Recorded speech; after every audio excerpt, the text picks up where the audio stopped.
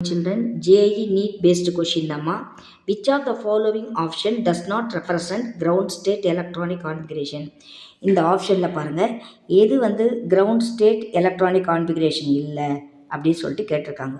இதில் பார்க்கும்போது of principal பிரகாரம் 1s2 2s2 2p6 3s2 3p6 4s2 3d8 இது வந்து அதே தான் 4s2 3d9 இது அதே மாதிரி தான். ஆனால் 4s1 3d10 இதில் பார்த்தீங்கன்னா டி ஆர்பிட்டால்ஸில் மொத்தம் 10 எலக்ட்ரான்ஸ் இருக்குது.